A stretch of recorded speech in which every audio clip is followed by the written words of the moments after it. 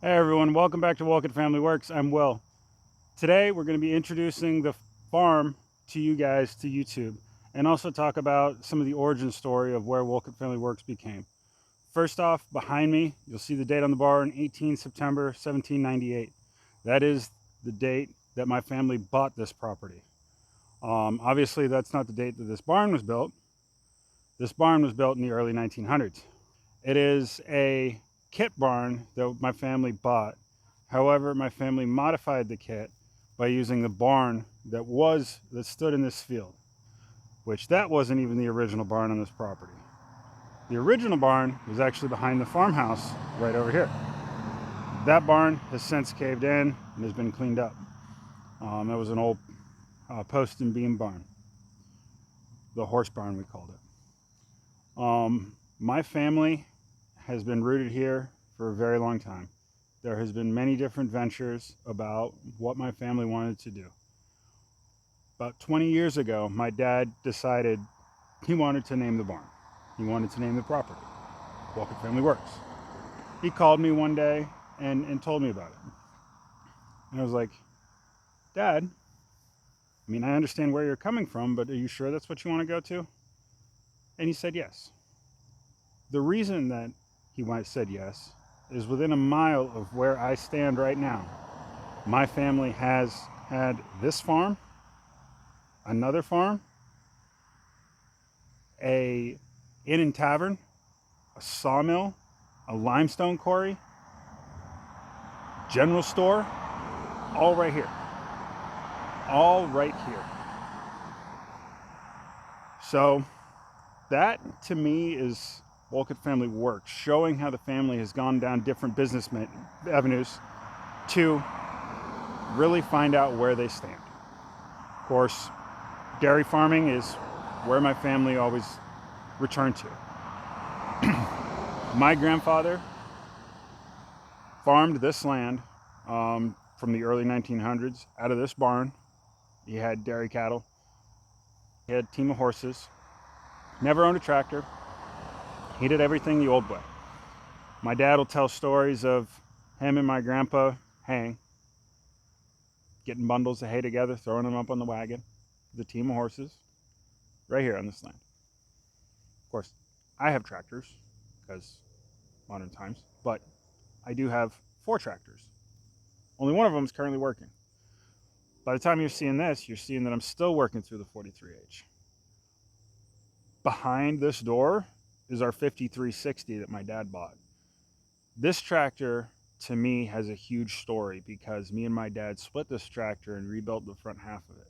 We didn't finish it when I was a kid. I was about 7 years old when we started working on that tractor.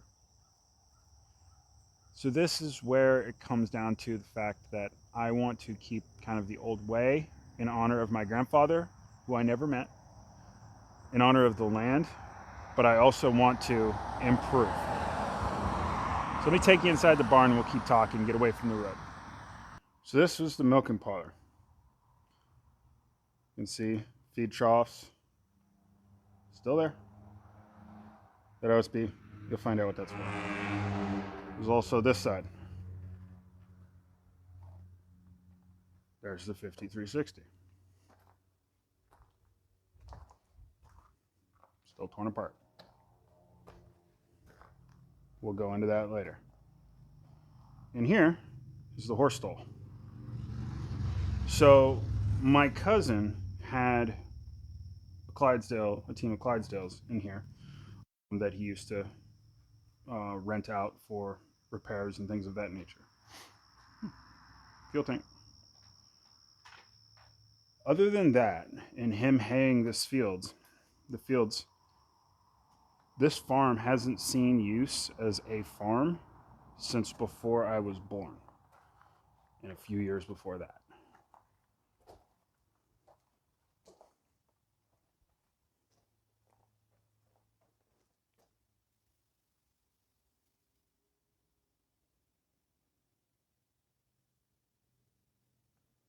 Oh, look at this barn. I understand it's a kit barn, and it was ordered as a kit, but for over 100 years old, It has stood up really, really well. Needs some love, as you can see from some of the holes in the roof, but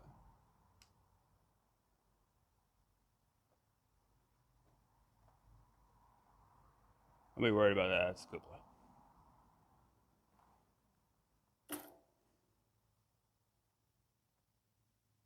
But it's a beautiful barn. See, this is how you can see like what some of my family has done. So like these are the boards that the barn was ordered with, and then there's like off sizes in here too. So that's how. Where's this side? They're all the same side.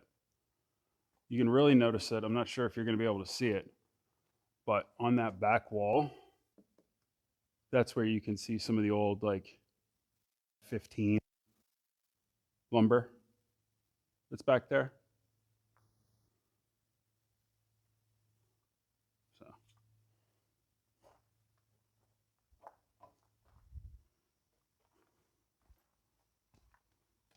back here was the pigsty.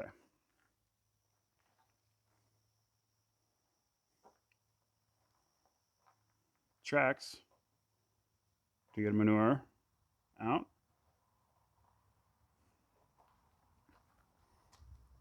And one of very few that I have seen that is still standing.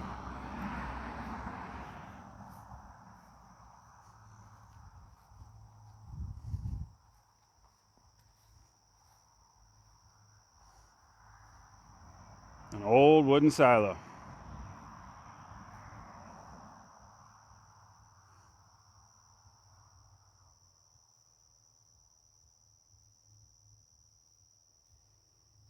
So why am I showing you this and bringing it to the attention of YouTube?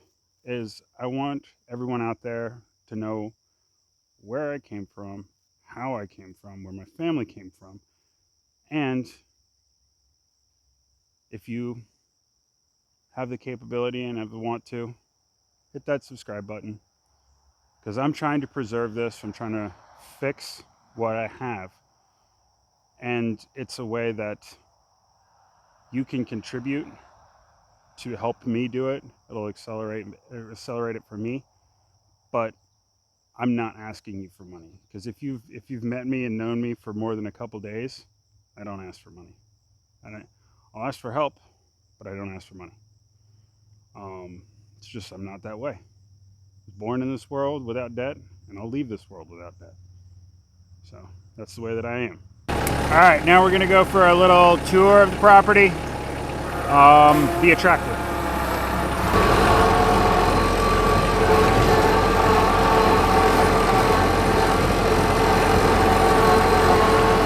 Okay, we have our front meadow. Opens up, or sorry, the old barn used to stand like right here in front of me, like right in here. Obviously, through years of erosion, this is not, it's sloped off.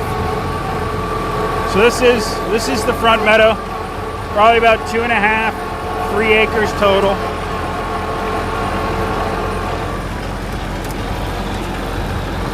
Clearly I brush hog, which you'll see down in there into a ravine. Back of the barn.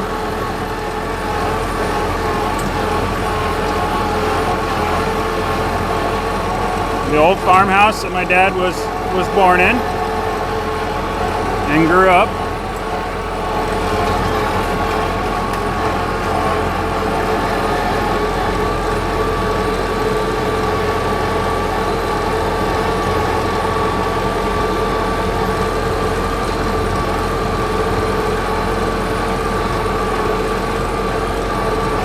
So part of the challenges that I'm facing right now is I have a lot of stuff that I need to fix to bring back up before I can go down the path of trying to turn this into a workable property. So obviously you can kind of see that there's a front end loader right there for tractor, which is right there. This used to be a shed, as I'm sure you could tell, that caved in. I have since constructed this, which the roof caved in on that. I'll pop a picture in here to show that one. And don't worry, there's a video kind of talking about that coming out. And then there's the other shed, which is partially caved in, as you can see, with first of the soil underneath it. It's very, very soupy. This field is notoriously wet. I cut this yesterday.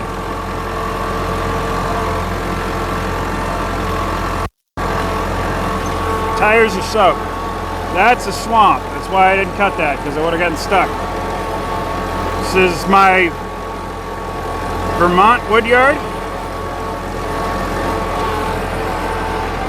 Back in there is a ledge. That's why this field is so wet, because all of the water comes out of that ledge via however many springs there is and flows across.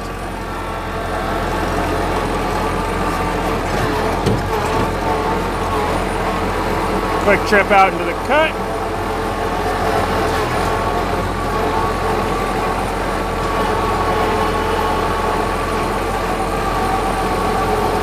And this is what I've been doing all day,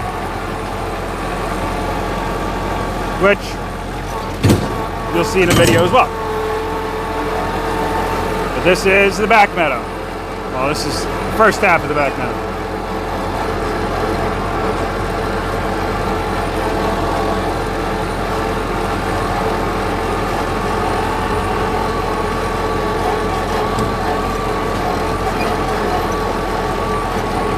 This is probably, all in all, close to 4 acres.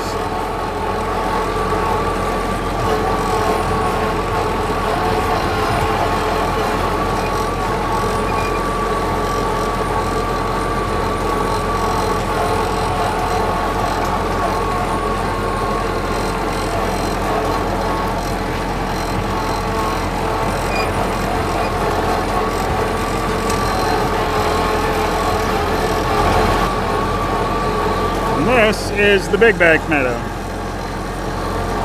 or the back meadow. I don't know if I caught that. Spooked the deer out of here. Clearly I haven't finished brush hogging back here, but I'm going to do it as soon as I get done this video for you folks. So this is the big back meadow. Big lobe of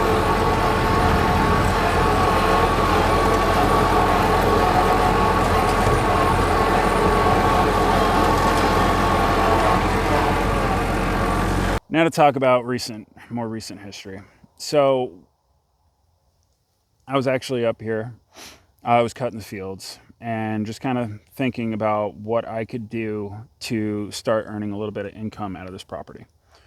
Because the last person to earn anything was my cousin Marky, who passed away, and that was a long time ago. So this land sat idle with my dad and I kind of paying the taxes on it, and nothing really happened. So I was riding around here on the Kubota, which I'm on, and I had the idea of baling hay, which I used to ride around on a hay wagon and help my cousin Marky out when I was growing up. Well, I went down the rabbit hole starting to look for the equipment needed and realized that that's a substantial investment, which I knew anyways, but and realized that that's probably not going to be feasible in the short time. I was also riding around at that same time, and I realized that these fields are smaller than they were when I was young. Why? These trees have grown up. Trees have grown closer into the field. I constantly push back the trees. So, thinking, well, I'm going to have a abundance of wood, which I do, and what to do with that wood? Well, that's how I got back into firewood. I have a chainsaw. I had a chainsaw, had a maul, had just about everything that I needed to do to make firewood. Started selling firewood that I split in the backyard of my house in Pennsylvania, or not lumber, sourcing the wood, And then up here, I knew I was going to be doing more bundle focus down in Pennsylvania because I didn't have a large area, which is still the case. And didn't think at the time that I needed to get a log splitter down there. Of course, obviously, you know, I have the YardMax now. But as I quickly realized the amount of desire and need for wood down in Pennsylvania, my idea down there grew, which then in turn has allowed me to get the dump trailer through the sale of bundled firewood down there, which I use up here. Clearly, you saw it's up here right now. But it's allowed me to help out and grow both the firewood business as well as in Pennsylvania, as well as have here. So I bought a log splitter here from a buddy of mine for $400. I have since split about 15 cords of firewood with that, and firewood up here sells for $3.75 a cord. So I think the old Glacier, I know that's used by many different names, but it's a Husky 22 ton. It is a dinosaur. It's got about a 30-second cycle time. So splitting bulk firewood with that is not something that's fun. What I'm getting at is I'm trying to grow. I'm trying to both grow my family land here back into something that's usable, that's enjoyable. The end state goal of being a homestead, have some cattle, have some pigs, have some chicken, sell meat, sell veggies, things of that nature, rekindle sort of the small community farm philosophy that is missing in life. To do that, I need to have all my ducks in a row, obviously, because, you know, smart farming on the small side is not very profitable these days. But I have a few ideas and follow along to some other channels that talk about it. So if you want to help me see that goal, please subscribe. I'll never ask you for money, but hitting that subscribe and means the world to me. I'm trying to get monetized by YouTube in hopes that can help fuel this. And ultimately, I see this as I like doing YouTube. I like talking about things. I like showing you guys what I'm getting into, guys and girls, what I'm getting into. But also, if I get monetized, I will see this as a little bit of a job. And I'm saying that very, very delicately, because if you subscribe to the channel and I get incentivized, I will feel like I have to do a little bit of work. The work is whatever I end up doing, whether it be riding around on a tractor for 18 hours in a weekend to cut the fields, or if it's splitting firewood. I'm making a video for you, not for me, for you. So that's like my contribution back to you. Please like, subscribe, comment. I'd love to be able to have more time up here in Vermont to rejuvenate this property, because quite frankly, it deserves it. There's not a lot of families out there that have beautiful, pristine acreage anymore. It's all kind of, there's a lot of people out there that are run down, and people might look at it and think it's daunting to rekindle it, but I refuse to not. So if I can help you and pointers and see what I do to rejuvenate this land, and you are looking forward to what I might bring, subscribe, please. Thank you all. I am losing daylight quick, and I got to get the rest of this field cut, because tomorrow I got to head back to Pennsylvania. You guys will see this video in the future. I hope you like it. Again, please subscribe. It helps me. It'll help me out greatly. And hopefully I can one day do a video on repair of that barn, like whether it be the slate roof, whether it be, honestly, replacing the foundation, siding, cleaning it up, everything. Like that's what the future holds for the barn in my eyes, and it's just whether or not I can get to it before it deteriorates to a point of where it can't be refreshed. But thank you for watching. I'm Will, and this is Wolcott Family Works. You have a great rest of your day, and catch you in the next one.